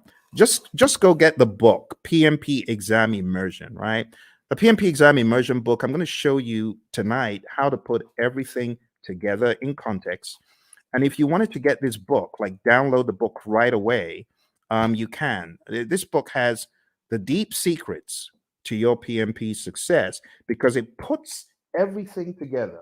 It puts agile, predictive, hybrid, it weaves it all together. It's called PMP Exam Immersion, the book. So I know I have the course, but this is the book. And if you get the book on the link that I just shared, you'll actually be able to download a workbook. And the workbook has 100 of these crazy, what should a project manager do next kind of questions. So whatever the case, whether you can afford it or not, I got you covered. For those of you who say, Phil, I'm just, trying to survive here. That used to be me. So I got you covered. Don't worry. Just go to pm.pmradio.org, and you're gonna be extremely delighted when you see what I have in store for you guys and girls. Okay. So let's jump into the final piece of our journey today, which is going over the last two. I'm going to make the others very small, just so that everything can fit on the screen. Okay. Some of these processes, they occupy a lot of space. I might be able to make a few of them bigger, like quality is actually not that much. And if you haven't gone through this rites of passage, well, I'm glad you're going through it right now. This is a brilliant opportunity for you to see how the entire table comes together. All right, so procurement. What do we do in procurement? Number one, we plan procurement management. Plan procurement management is where we decide, are we going to buy or not? Are we going to make or are we going to buy? If you decide to buy, then we go through the procurement process, the philosophies, right? And we do the RFPs or the RFQs or the RFI, request for proposal RFP, request for quote RFQ, request for information RFI, IFN, invitation for negotiation. I'm talking so quick because I want to get done. I want to get done. It's a weekend. It's a weekend. You see, the labor of love, your buddy Phil is here for you to help you. Because once I hit the road again, it's going to be hard for me to do these. And I hit the road very shortly. All right, conduct procurements is where you take a look at all of the proposals that were sent in and you select one or two, you award a contract, and then control procurements. This is where you are checking to ensure that the vendor, the seller actually did what they promised. You want to make sure that they are delivering. You want to make sure that they are on time. You want to make sure, as one of my students said, hey, my client just showed up and we do interior for airplanes and they just showed up to do an audit. That's control procurement. You want to make sure that the seller is really upholding the quality. And the funny thing is they weren't, because, some of these folks, they bring in, they want to show off to their friend, like, oh, you need to take a look at this aircraft that we're refurbishing. So unfortunately, on that day, one of them brought his buddies into to the workplace. Bad move because the customer showed up. All right, let's finish this off. All right, last but not least, we have stakeholder. So over here, we have identify stakeholders. This is the only one that you have in the initiating process group. And then we have plan stakeholder engagement. And then we have, after you've planned how to engage a stakeholder, then we have manage stakeholder engagement. This is where you're actually engaging your stakeholder, speaking with them, communicating with them, working with them. And last but not least, we have monitor stakeholder engagement. Okay. And my friends, that's it. I just showed you. Please give me a round of applause. Give me a round of applause, please, please, please. I think I deserve it because I've done what a lot of instructors won't do. I took you through the entire Agile curriculum. I've taken you through PMBOK 7, principles, domains, and boom, now I took you through PMBOK 6. PMBOK 6. Do you know how much time that would have taken to go through these books alone? Do you know what that would have taken? We went through this, we went through this, and we went through this. All in 1.5 hours. Please give me a round of applause. I need some likes. Like, please, please help me, help me. I know some people think, why is he asking for likes? I need your likes. I can't do this alone. I'm trying to help the world get PMP certified. You need to remember where I'm coming from. On my PMP exam, question 20, do you know what the time was? Question 20? I was 1 hour in to my exam on question 20. Think about it. If this exam has 180 questions and this guy's only done 20, how many hours does he need to finish the exam? The wise people would say 8 more hours. You're correct. It was a disaster. I had only gotten to question 20, 1 hour in. And this is a very good example of how not to take the exam. Don't take the exam saying, oh, I've got to answer this. I'm going to use all the time I can to answer this one question. No, don't do that. Don't do that. I was spending 3 minutes a question. How foolish. Instead of me to go with my gut and just keep mowing them down, just keep going. Even if you feel they're not right, you don't have the luxury of time. I've had a lot of students who say, Phil, I was shocked. I ran out of time. Normally, before I got into the exam, I was killing all of my mock exams. Of course, because the stakes are higher. Your brain is going to be working differently. You're going to be working differently. So don't try that stuff that you do at home on the real exam, okay? Which is why I say roll up your sleeves and go to a test center, smell the coffee. It'll kick in. It'll kick in. Just drink the coffee, but smell the coffee because you realize the stakes are high. Long story short, after 1 hour, I started writing my eulogy of the PM slain in the Battle of PMP. The PMP who tried his best, the PMP aspirant, the PMP wannabe who tried his best. Phil tried his best, but alas, he was slain at the Battle of PMP. Why was he slain? He didn't have his weaponry right? So I was crafting my eulogy until a conspiracy theorist gremlin pounced on my shoulder. And I'm grateful for that conspiracy theorist gremlin. And the gremlin said, the PMI is looking at you from behind the scenes, and they can see that you got all the questions wrong, and they're giving you more of those questions. You got risk wrong, and they're giving you more risk. You got schedule wrong, they're giving you more. Why don't you go to the back of the exam? It was a crazy thought, but this is what got me out of the exam alive. I jumped all the way to the back of the exam. Back in those days, you could move backwards and forwards between all the questions. And back in my day, there were actually 200 questions. So I went all the way to the back and I started doing the questions from the back, from the back, from the back.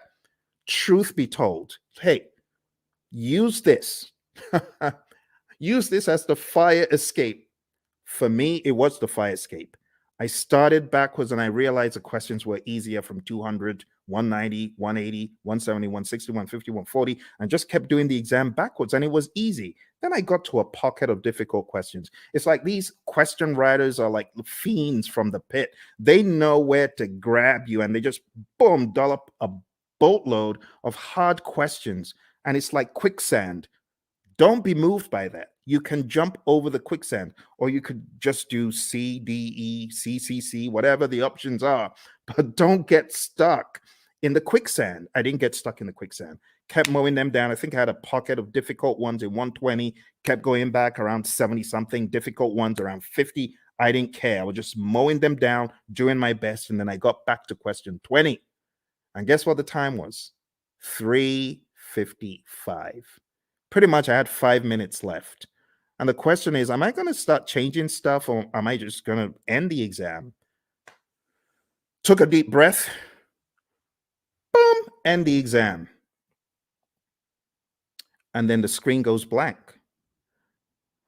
You've been selected for a survey. We would like to find out, did you enjoy your exam experience? Was it clean? Did you like the staff members? Oh my goodness. Now I have to go all the way through this ridiculous survey saying, I liked it, I didn't like it. But remember, the conspiracy theorist gremlin is saying, fail, you got to say you like it, because if you said you don't, you're going to fail.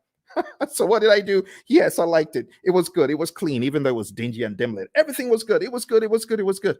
Then press the end button and the screen goes blank for like an eternity. Congrats. You've passed the exam. Talk about being chased by, you watch those TikTok videos of crazy bear out of somewhere in Colorado, those bears. That was me. I felt like I had run from the crazy beast. And that's why I do what I do. Because when I came out of the exam, I promise that if I come out of the exam alive, as I'm writing this crazy exam called the PMP exam, I'm promising if I come out of this thing in one piece, two promises. Number one, I promise I'll never curse the PMI. I won't curse them as I always have been. And number two, I promise I'll tell everyone anything in the world that moves. I'll tell them this exam crazy. Crazy exam, crazy exam. That's why I say take no prisoners. Do everything you can before you find yourself in front of that computer monitor. Do everything you can. All right. Final thing we're going to talk about today, my friends. I'm going to show you the PMI's secret sauce for the PMP exam. They have a secret sauce for the exam, and that secret sauce is encapsulated in a document.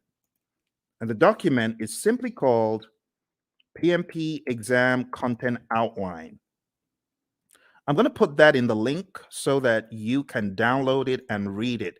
I'm showing you where all the treasure is buried tonight, my friends. You know, like I said, I'm hitting the road again. I don't know when next I'm going to be able to do this. It's going to be a while.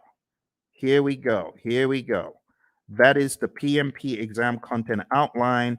And I'm going to go over the outline with you, but I'm not going to do it the usual way. I'm going to do it differently. I am going to do it very quickly by going through my special roadmap. It's a roadmap I created for the PMP. And it cuts off, I would say, about 10 hours. It cuts off 10 hours from the curriculum because it's very rapid and effective. Are you ready? Let's jump into it. Let's jump into it. Here we go. Here we go. For those of you that have been on since we started, thank you very much. I hope you're finding value from it. Your exam is going to have people. 42% of the exam is people, 50% is process, 8% is business. And then you can slice that across 50% agile and hybrid, 50% predictive. Okay? So what am I trying to say? I'm trying to tell you agile is a beast, a big old beast as big as predictive. Here's the breakdown one more time. See that? So pay close attention to the process domain, but don't forget, you could slice these into 21, 21 for people, 21 agile and hybrid, 21 predictive. For process, 25 agile and hybrid, 25 predictive. For business, 4% agile and hybrid, 4% predictive. That's the general idea. Okay. Let's go into the people domain very quickly, and I'll just try to wrap it all up. Okay. Number one, I have changed the order from what is in the outline that I sent you. In the outline, it starts off with manage conflict, and then it goes into lead a team and so on. But I'm changing it because I want you to get the flow. The flow doesn't make sense in the outline. I want you to get more of the flow from a time perspective. So number one, what I want you to think about first is building a team. You build a team, and then you begin to define the team ground rules, do's and don'ts, and acceptable behavior. And then you begin to lead a team. You know, my mentor, John Maxwell, he says a true measure of leadership is influence, nothing more, nothing less. You're going to lead the team to success. You're going to help the team understand what to do on the project. Leadership is all about example as well. The Hersey-Blanchard model is also a very good one to talk about here. If you haven't heard about the Hersey-Blanchard model, this is it. The thesis of the Hersey-Blanchard model is you need to be a situational leader. You can either be in a directing mode, depending on the individual. This is where you give low support and more direction, or in a coaching role, or in a supporting role, giving more support than direction, and in a delegating role where you just know the keys to the kingdom are safe with this dude, this girl, because they've proven themselves time and time again. But you don't always stay in one quadrant. You move around depending on the individual and the circumstance. With someone, you could have a delegating approach, but if you change the environment, you may need to have a more directing approach with that same individual. And that's the general idea. The other thing that you really need to know for your exam is the 5 stages of team development: the forming, storming, norming, performing, and adjourning. This will help you on the questions. There's also subtle lingo used. So when it comes to forming, the team members are independent. When it comes to performing, the team members are interdependent. So you got to understand PMI's lingo when it comes to these. I would say it's worth checking how they discuss the 5 stages of team development, or Tuckman's ladder, Bruce Tuckman's ladder. Also, as part of your journey, know the 10 tenets of servant leadership: listening, empathy, healing, awareness, persuasion, conceptualization, foresight, stewardship, commitment to growth of people, and building community. You already know the PMI isn't going to do this in parrot fashion, but you do need to be very comfortable with the narrative. Also, for the people domain, you need to understand the Thomas Kilmann conflict mode instrument. There's no image of this in the PMBOK guides, any publications from PMI, but you need to realize that you could be somewhere in the middle as far as your approach to conflict, or you could be very forceful to get your way, or you could be in a collaborate or problem solve mode, which means you're assertive about your needs and the other person's needs. You could be in the avoid or withdraw mode, or you could be in the accommodate or smooth mode. The accommodate or smooth means you're more focused on the person's needs than yours. Avoid or withdraw means you don't care about yours or the other person's needs. You just want to escape. And that's okay. But avoid or withdraw is not the end. You could be back. You could be back with some additional backup. It depends. Okay. So there they are again. The Thomas Kilmann conflict mode instrument, PMBOK 6, page 349. If you're in PMBOK 7, it's talked about differently. It's kind of wonky because it kind of went off something else instead of sticking to the Thomas Kilmann conflict mode instrument itself. This is what I would recommend, though, for your exam prep. Okay. So going back, we've talked about 6, 12, and 2. The other things you need to know for your exam: definitely understand how you as a leader should build shared understanding. Then we go to task 5, ensuring team members and stakeholders are adequately trained, which is a no-brainer. Number 13, mentoring relevant stakeholders. Whether you're the scrum master or the project manager, you should mentor. Empower team members and stakeholders. Manage conflict. This is where the whole conflict dialogue now comes in. Number 11, engage and support virtual teams. Understand the concept of the fishbowl window. Number 9, collaborating with stakeholders. Number 7, addressing and removing impediments, obstacles, and blockers. Number 3, supporting team performance through the application of emotional intelligence. Number 14, I beg your pardon, promoting team performance through the application of EI. And number 8, negotiating project agreements. Now, 3 and 14 are very close.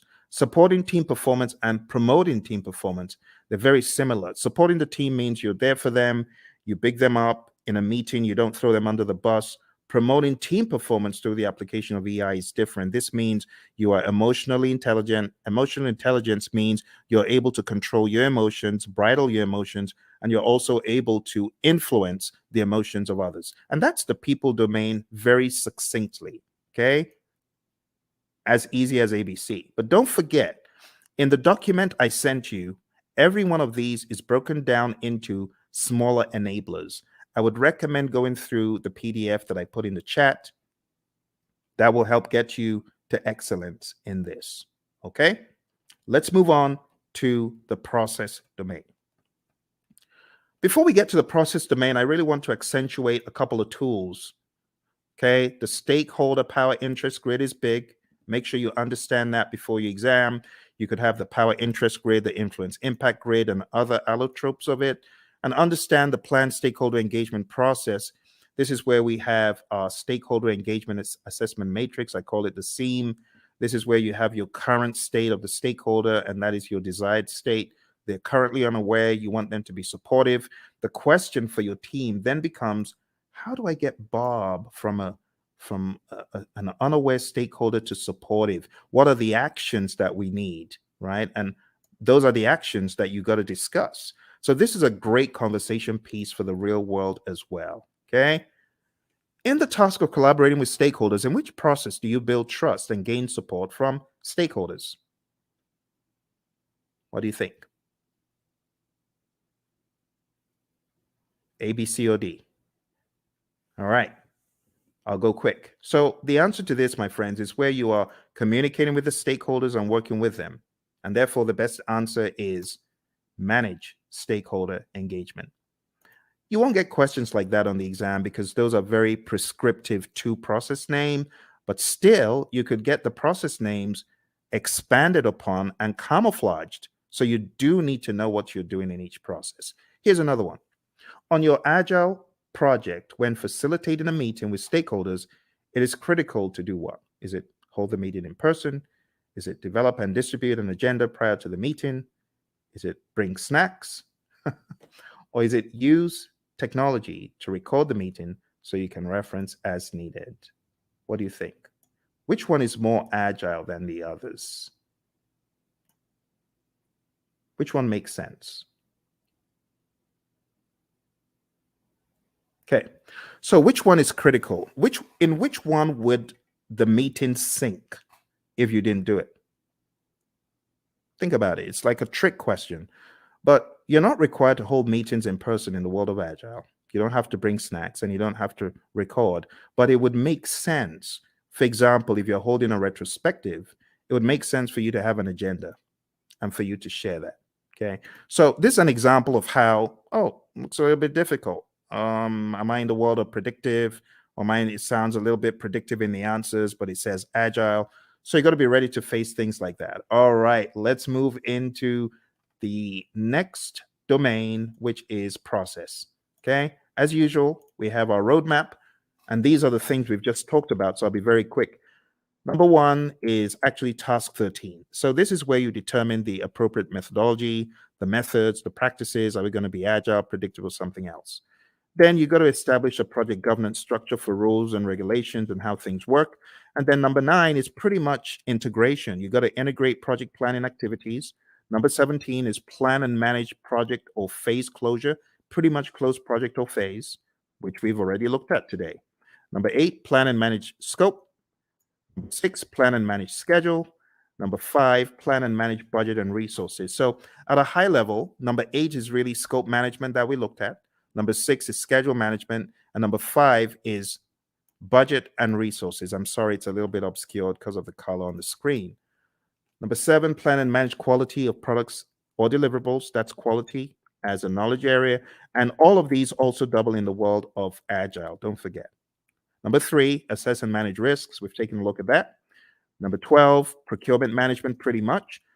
Number 1, execute the project. Now we can execute the project. After you've done all that planning, now you execute with urgency to deliver business value. Number 16, ensure knowledge transfer for project continuity. Make sure that you're transferring the knowledge, because if that person leaves, what's going to happen? That needs to be your question. All right, manage project issues, have an issue log. Make sure you chase those impediments as vehemently as possible before they eat you alive. So we talk about impediments, obstacles, and blockers. So the question is, what is the difference between an impediment, an obstacle, or a blocker? And the answer is an impediment slows you down.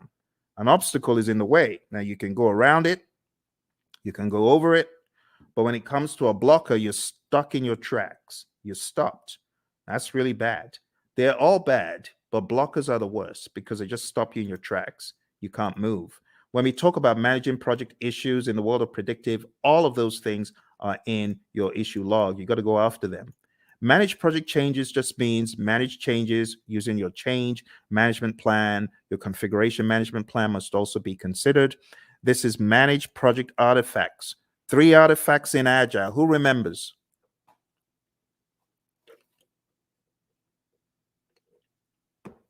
I'm getting some crickets. 3 artifacts we talked about. Does anyone remember?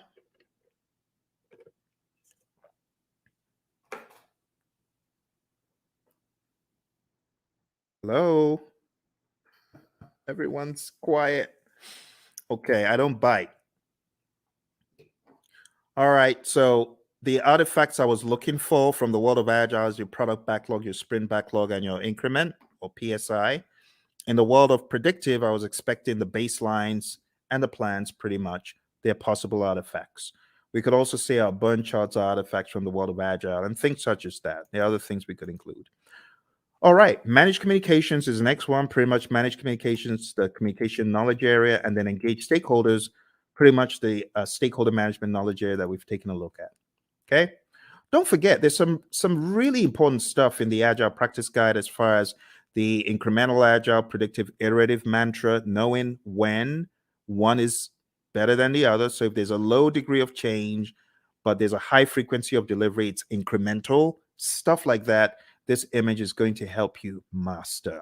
Again, know your Scrum, know your Scrum, know your Scrum inside out. Read the Scrum Guide. Make sure you go to scrumguides.org. As I recommended earlier, read it, go through it, go to Ken Schwaber's website, scrum.org, and make sure you take some of his Scrum basic assessments. They will really help you get very firm in Scrum.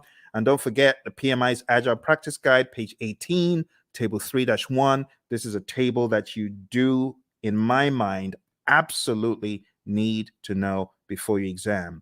And when it comes to the world of risk, just understand that risk can be positive or negative. Like in this image, we have, okay, the mouse gets the cheese. Well, that's a positive risk. Or the trap gets the mouse. Okay, it's a negative risk. But from whose perspective? From the perspective of the mouse. But what if we're talking about the homeowner? From the homeowner's perspective, what if the mouse gets the cheese? That's negative. So you always have to put on your perspective hat. Speaking of hat, the mouse is wearing a hat. So what strategy has the mouse adopted from this? Well, the answer would be mitigate. The mouse is trying to mitigate. Okay. Let's move on to the final domain. The final domain in this narrative, my friends, is a business domain. And in the business domain, we have 4 tasks. Number 1, plan and manage project compliance. Make sure that you are complying. Do not comply, because not complying could be bad. We're going to hear from our buddy Roy very quickly here. He's going to share an agile perspective of compliance. Let's hear what Roy has to say. So Roy, is this a good word in agile space? Well, maybe it's a necessary word. We certainly don't like it, but it is functionally correct. It is technically the correct word to use. But we do want to make sure that we're aware of what compliance regulations are in place, so that we don't get ourselves in trouble. But I also want to stress that there are actually times when we might intentionally decide not to be in compliance. I've done a lot of work in the finance space, insurance space, and sometimes they're actually having those conversations of, okay, there's a new regulation that just came down the pike. Is it cheaper for us, for at least for right now, to go do that and go make sure that we are compliant, or should we just pay the fees for a period of time and do that work later? So those discussions they're valid discussions, especially when no one's being hurt. It's not about that. It's more about this regulation. We just can't get to it right now. It's going to cost us more to do it now versus later. So there's sometimes those discussions happen, but those things are planned. They're understood. There are lots of discussions. Same basic needs, in an agile project as you would in a traditional project. It doesn't really change that much. But again, the difference is how we do it. We make sure that the teams are very aware of the compliance and regulatory needs, and that they understand them very clearly, so that we don't necessarily have to do reviews to identify compliance. We are encouraging the teams to be compliant always. That's a big difference. All right, good words from our buddy Roy. And like I said, if you want more of Roy and I's training coaching, going down to hpmexam.com, we have tens and tens of hours of both of us going back and forth talking about this stuff over and over again. You could go on to tinyurl.com/elite PMP. You'll be able to join the Udemy course where we have PMBOK 7. We just go to town on PMBOK 7, and you can watch all of those videos there. All right, moving on. Let's go back, and we're talking about business domain. Next thing is evaluate and deliver project benefits and value. So in the world of the PMI, they've become hypersensitive to the concept of benefits and value and outcome. It's no longer just about deliverable.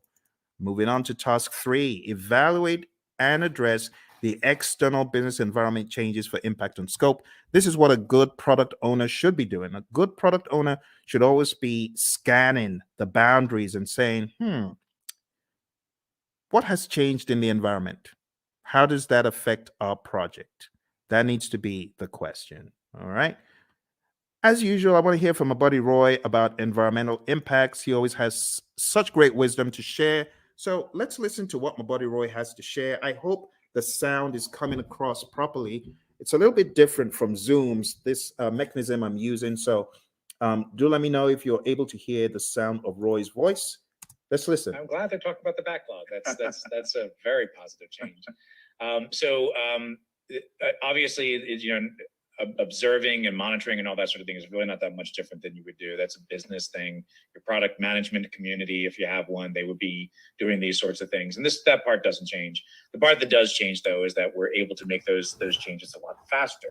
So if something is happening in the market, we don't have to wait 6 months or a year to implement it because of current projects. We change it now, or as early as is practical anyway. And the main reason that we can do that is because it's less impact to our schedule, less impact to our projects. We can make those changes a lot faster with significantly less impact to our project. All right, back to you, Phil.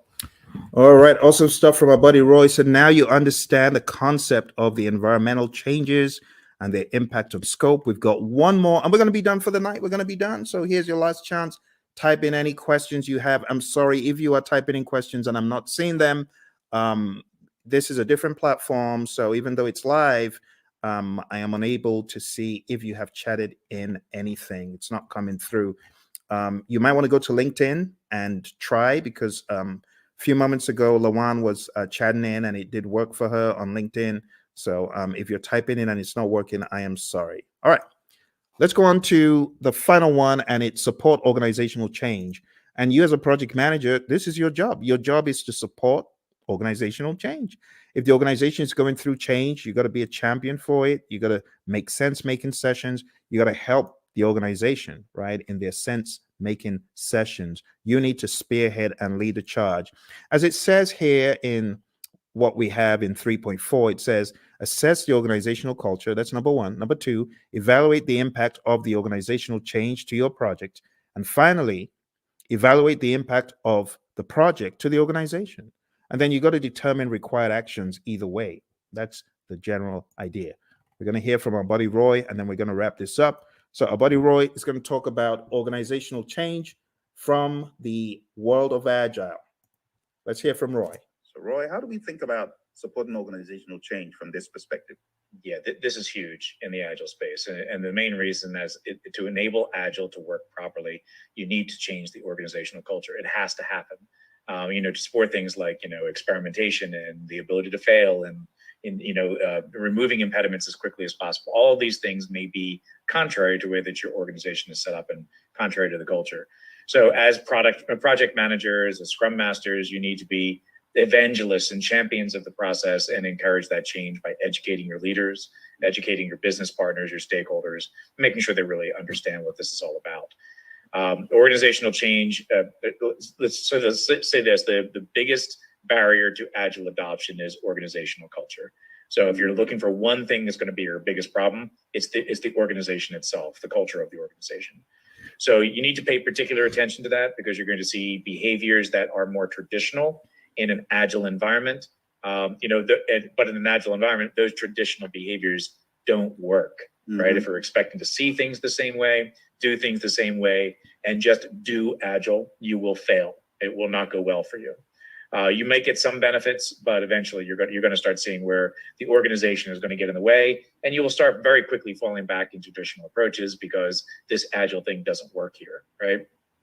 And it's not that Agile can't work there, it's that your organization is just not changing to allow it to happen.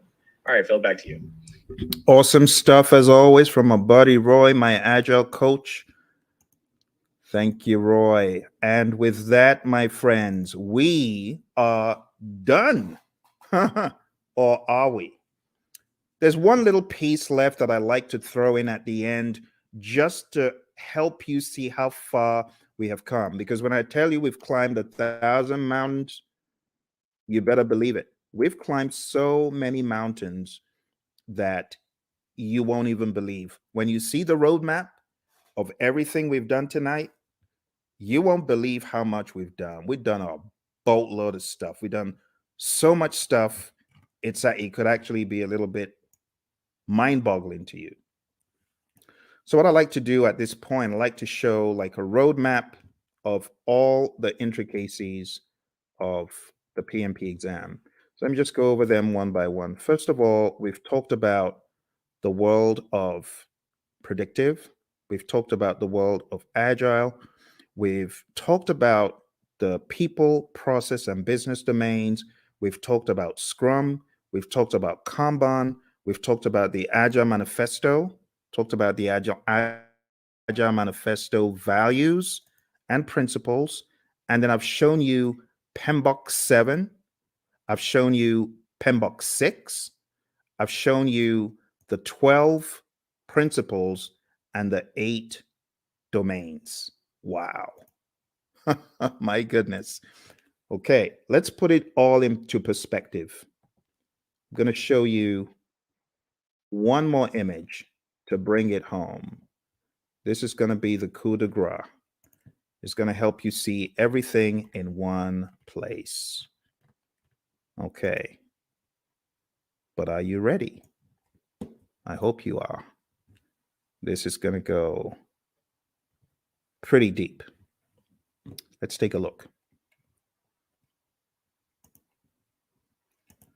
I call this the PMP mind map. PMP mind map. And this mind map encapsulates the entire journey. I think at the end of it, you'll probably appreciate all the work you have been doing, actually. All the work you've been doing to succeed on your PMP, you're going to see it come to light here. All right. Here we go.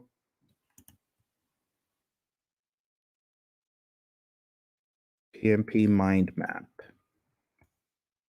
You might have seen a video where I talked about this in the past, but it's always new because of the enormity of what we have done tonight. You ready? Okay. You take myself off the screen so that you can see it. All right. So we've talked about everything here in the world of Agile. See that? Let's zoom in. Agile. Talked about the manifesto, talked about servant leadership, talked about charters, and these are some other pages that you need to focus on. We talked about predictive, 5 process groups, 10 knowledge areas, 49 processes, talked about the principles and the domains, talked about the PMP exam content outline. Quick note on hybrid, if you haven't already read pages 26 to 30 in the Agile Practice Guide, you definitely want to. And then we talked about Scrum. We went through the 353, and then coming to a wider view, we've talked about integration, scope, schedule, cost, quality, resources, communication, risk, procurement, and stakeholder. We've talked about people, process, and business. And then we've talked about some auxiliary things. I told you about my experience on the exam. You got to manage your time. I told you definitely take it at a test center. I wouldn't advise taking it at home. Bad things happen to some people who take it at home. Some people are able to escape unscathed, but trust me, when it happens, when the flying monkeys come out, it's no fun. And I know a lot of people who have encountered the flying monkeys. Get enough sleep for your exam and definitely do a lot of scenario-based tests. If you haven't taken my 200-question test, which you can find, actually, I've got 2 200-question tests on YouTube. If you haven't taken them, I highly advise that you do. I'm going to put them in the chat. Do that. So, well, my friends, thank you very much for joining me. I appreciate it. You take care, and don't forget, check out all the links, hpmexam.com, tinyurl/elite PMP, and tinyurl.com/elite CAPM. All right, you take care.